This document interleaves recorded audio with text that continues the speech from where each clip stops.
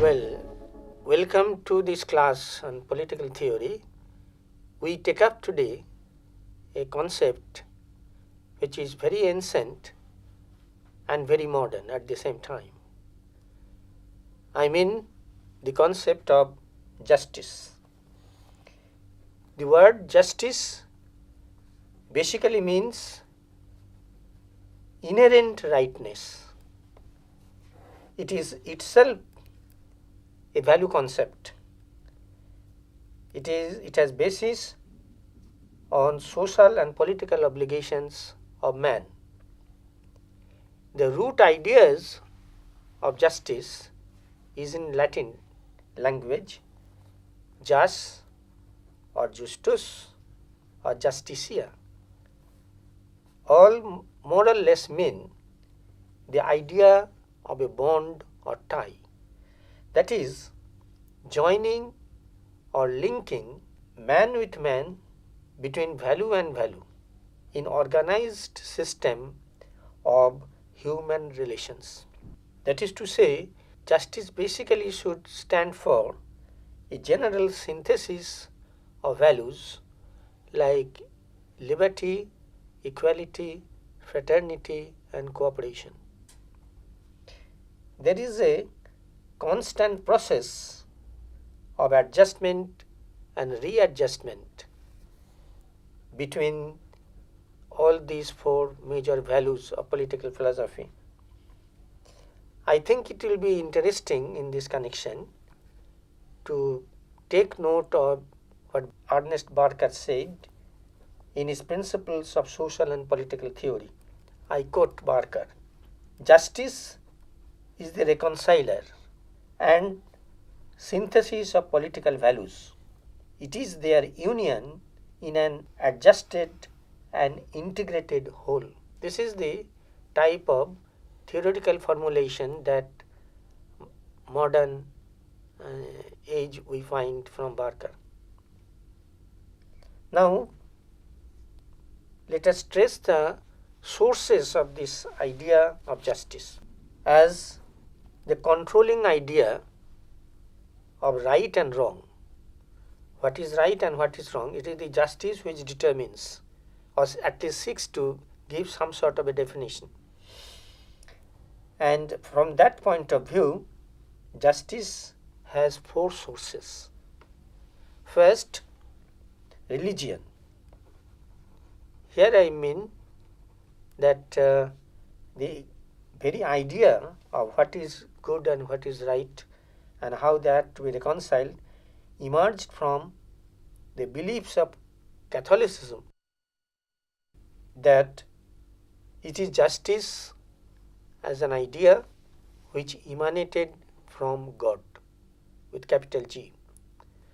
So this is one kind of most ancient roots of the idea of justice, one can say. The second source is nature with capital N. It was the Stoic philosophers who in fact identified nature with God and with reason. Capital G, capital R. Abstract reason or God, the same thing as what nature teaches. So Stoics believe in this, that humans are linked in solidarity among themselves. That is how the human relations are not to be disturbed. It is the justice, reference to justice, that one has to understand. And the secular view of justice we get in the 17th and 18th century. In the 17th century, the most important figure in this connection is John Locke. Then the French and German thinkers in the 18th century. Now, Locke made any elaborate discussion of justice as such, but he explained that the relations between those who have property and those who do not have property, they must be reconciliated, adjusted, and justice has to be done. So in course of his vision of bourgeois capitalist society, what kind of human relations should be the just, he made a difference like this. Sir, how did Locke manage to reconcile these two opposing streams? Did he propound any sort of ideas about it? Opponents which Means streams? the property and those who did not have any property? No. It is quite natural, na? In human society, always somebody will have property, somebody don't have property. Yes. Locke defended right to property to the extreme. So naturally, what ought to be the relation between propertied and non-propertied? So that came in through the discussion. Okay, sir. Natural law is one thing that the Stoics said. But when we come to the 16th and 17th century, or 17th more specifically, 17th and 18th century, we find the concept of positive law, that is man-made law, is emerging, and naturally it is expected, according to the ethics of that time, that man-made law must be in consistence with natural law in order to be just. So you get the link between Stoics and Locke. And in fact, Locke very many times referred back to those teachings. So this is, I think, some sort of a watershed divide on discussion of justice, that now philosophers say that man make the law, but lawmaking is not arbitrary. It has to take note of some sort of an acceptable standard of justice prevalent in the society. That is the starting point of modern idea of justice. I hope you get the point. Yes, sir. Now, the third source can be called economics, the science of economics, but not the science as such, but the idea of economics. Because here we find in the 18th century a number of economists and philosophers.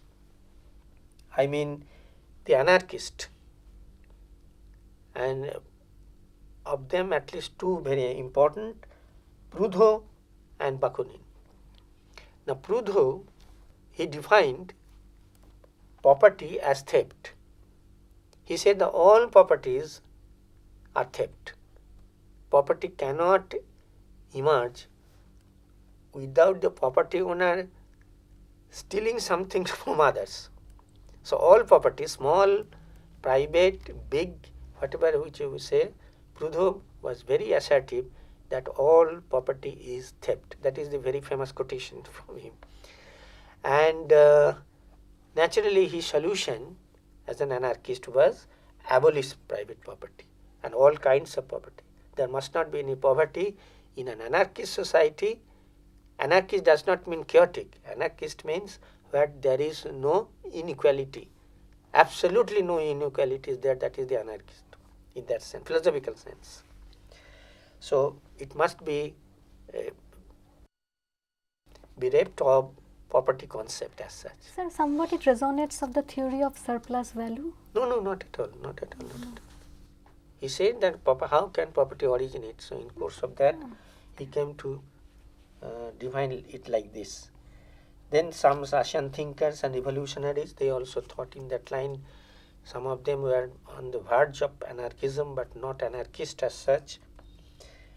Then we come to the legalist view.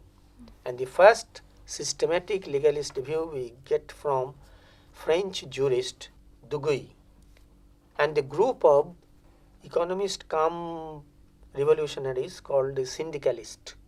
The syndicalist thinking or syndicalist group, mainly in France and later on among some English people also, the word was very popular. That is, it is through economic reform that society is to be reformed. That is, by rationalizing economics, human relations are to be rationalized. So in this way it evolved like this.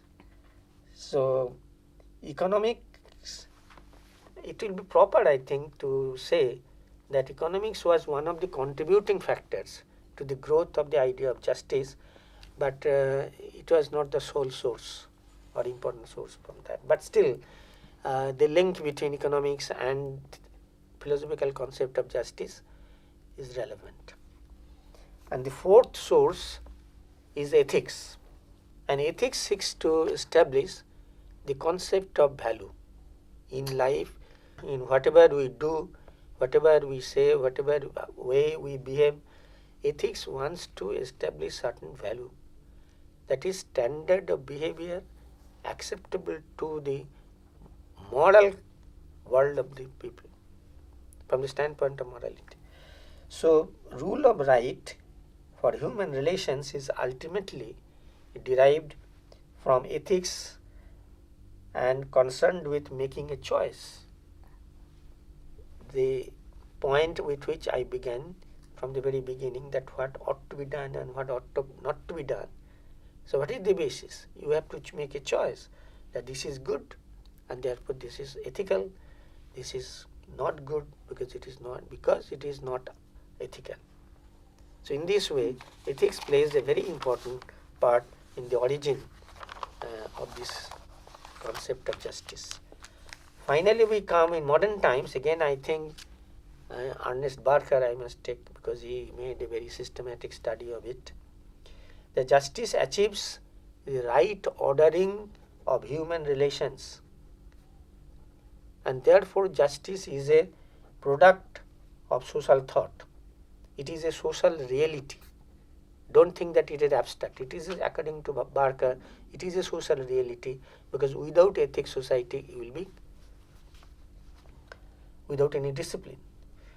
And if in connection with this, we can also just briefly trace the evolution of the idea of justice, starting from Plato, who said that justice as a higher principle of life achieves harmony and maintains equilibrium. That is, between the claims of different people must be again reconciled with a view to maintain an equilibrium relations in society. After him, Aristotle, he made a more specific contribution by classifying distributed justice, that is what is distributed among the people. So who distributes? The executive and the legislature by making the law. So Aristotle was more specific. So he said his term was distributed justice. And another one, he said remedial justice. It is the job of the judiciary. If something goes unjust and wrong and unjust, then it is to the judiciary we go, and judiciary adjudicates. So that's one stage. Thirdly, we come to the Middle Ages, and the most important figure during this period is Saint Thomas Aquinas. In Saint Thomas Aquinas' thinking, we find a reappearance of Aristotelian insight. In between, we had the early church thinking originally, and then medieval church problems, and then the conflict between church and the empire, Holy Roman Empire. Yes. So all these things intervene to modify Aristotle's idea by Saint Thomas Aquinas. Because again, Saint Thomas Aquinas was a church father, but he was also a social and political philosopher by his own right, because of his sense of reality and sense of reconciliation. It is to be noted that the most important modern philosopher, Immanuel Kant, didn't make any elaborate discussion of justice. He was specifically concerned with inherent rights. What inheres in human being as a moral being. He said that person or individual, the concept of individual, is basically ethical. Otherwise, you can't understand the very spirit of Kant or Kantian philosophy. After him, John Stuart Mill. We find that he adjusted concept of justice with his favorite theme, utilitarianism. So, John Stuart Mill practically talked of social utility as the final arbiter of things and ideas in society. So, anything which has utility is just, anything which has no social utility is unjust. He is more or less this, but he didn't went deeper into the discussion of ideal justice. Or in fact, we find that John Stuart Mill neglected the point of procedural justice, which even now in modern times we find that if the procedure is wrong, the idea becomes unjust. So this is, we don't find any discussion in it in Mill, and also there is no discussion in Mill on preventive justice, that is how wrong should be prevented.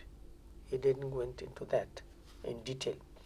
And last of all, Marx and Engels, we find that they made no pledge or very important thing to justice, because to them the liberal discussion of justice is all bourgeois and has no relevance or acceptance to them. Therefore, he said that bourgeois justice, I quote, bourgeois justice is a mask for capitalist exploitation. That's it. So anyway, this is kind of evolution that I have just said. Now let us come to modern usage about justice. It denotes the greatest human needs. In the 20th century, because of the experience throughout the world, especially in Western world, everybody came to feel that justice is the prime principle of governance. And in this, I think understanding of justice, the point that they made, that understanding of justice varies in terms of social organization, culture, religion, mythology, history, and ethics. So the broad canvas of the concept of justice and its relevance were seriously taken up in the discourses of philosophers in the 20th century. But at least we find that two major varieties they were being talking, if the lawyers on the one hand, jurists, and the political or social philosophers on the other. One is what we call retributive justice. Retributive justice means this is the problem with which criminology is concerned and the military theory. In fighting military aspect, you will find there is always retribution. Yes. If you do some wrong to me, it is my moral right to return it. Now, meaning of distributive justice is basically a question of social and political theory. So now we can conclude with this, that what comes then to meaning of justice as such. In contemporary political philosophy, more concern for inequality than for equality. We think of inequality and how to remedy it. In that way, justice becomes a modern things discussion. And therefore, relation between justice and equality has always been a problematic. It is proportional, or what is due, it is just, or it is reward oriented. So discussion goes on, debates goes on. Distributive justice is very fashionable nowadays. It seeks to give benefits to common man, and we find that from liberals, the Democrats, the democratic liberals, there are so many varieties of political philosophy, but everybody, they puts emphasis on distributive justice, that is more or less trying to achieve a redistribution of the resources of the society in order to meet the needs of everybody. And very recently another new term has emerged and taken a large space in political discussion, especially in countries like India, the concept of social justice. And the social justice is nothing but what we may call a reformative justice. That is, everything or something, social, economic, political systems are to be reformed in order to arrive at a just treatment to those who are deprived or disadvantaged. And in this, I think the best definition in 20th century we get from John Rawls. And he took the concept very seriously. When we, in the next class, we take up in detail John Rawls, we will find that because of a particular challenge that came to the issue whether value judgment or value in politics is relevant or not. Because behavioral sciences, they insisted that value is not necessary. And they insisted on observing behavior. But it is the moral philosophers who asserted, 20th century philosophers going back to Kant again, they said, how can it be? A just life is a decent life, and decent life needs the real adjustment with reference to some values. Otherwise, society will be lawless, and we will go down the line of immoral activities in society. That is chaotic societies. I think this is the point where we can stop and we take up John Rawls in detail in the next class.